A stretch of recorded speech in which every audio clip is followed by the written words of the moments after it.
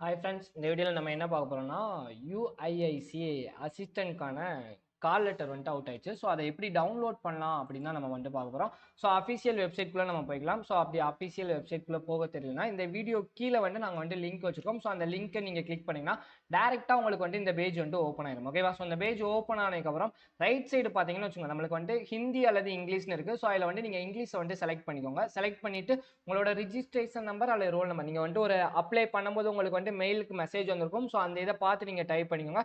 Type பண்ணதுக்கப்புறம் கீழே வந்துட்டு பாஸ்வேர்டு அல்லது டேட் ஆஃப் பர்த் இருக்குது. ஸோ பாஸ்வேர்டு வந்துட்டு மெயிலே இருக்கும். ஸோ அதை டைப் பண்ணிக்கோங்க. அல்லது அப்படின்னா டேட் ஆஃப் பர்த்தை வந்துட்டு டைப் பண்ணிக்கோங்க. டைப் பண்ணதுக்கப்புறம் இங்கே ஒரு கேப்சா ஒன்று கொடுத்துருக்காங்க பாருங்கள். இந்த கேப்சா நீங்கள் டைப் பண்ணிவிட்டு லாகின் கொடுத்தீங்கன்னா உங்களுக்கான கால் லெட்டர் வந்துட்டு வந்துடும். ஸோ எக்ஸாம் வந்துட்டு என்னைக்குன்னு பார்த்தீங்கன்னா ஆல்ரெடி சொன்ன மாதிரி தான் 6ஆம் தேதி எக்ஸாம் வந்துட்டு இருக்குது. ஸோ February 6 வந்துட்டு எல்லாருக்கும் வந்துட்டு எக்ஸாம். ஸோ மேக்ஸிமம் வந்துட்டு 3:30 ஸ்லாட் வந்துட்டு இருக்குது. ஓகேவா? ஸோ வந்துட்டு எல்லாரும் நல்லா தான் ப்ரிப்பேர் பண்ணிட்டு இருக்கோம். ஸோ மெயின்ஸுக்கு தான் ஆல்ரெடி எல்லா எக்ஸாமும் நம்ம படிச்சுக்கிட்டே இருக்கோம்.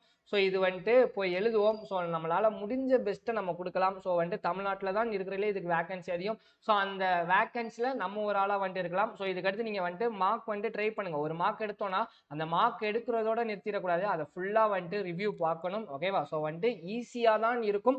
அதே அளவு கட் ஆஃப் வந்துட்டு நம்மளுக்கு எப்படி இருக்கும்? ஜாஸ்தியாக தான் இருக்கும். ஓகேவா? ஸோ அதுக்கேற்ற மாதிரி நம்ம வந்துட்டு ப்ரிப்பேர் பண்ணணும். ஸோ வந்துட்டு எப்படி கொஸ்டின் அப்ரோச் பண்ணணும்னு சொல்லிட்டு ஆல்ரெடி நம்ம நிறைய ப்ராக்டிஸ் பண்ணியிருக்கோம். ஓகேவா? ஸோ இந்த எக்ஸாம் வந்துட்டு கண்டிப்பாக நம்மளுக்கு வந்துட்டு கிளியர் ஆகும். ஸோ எழுத போகிற எல்லாருக்கும் ஆல் த பெஸ்ட். ஸோ வேறு எதுவும் உங்களுக்கு டவுட் இருந்துச்சுன்னா அதை மறக்காமல் கமெண்ட்டில் கேளுங்க. So thank you. இந்த வீடியோவை இதோட முடிச்சுக்கலாம். So thank you.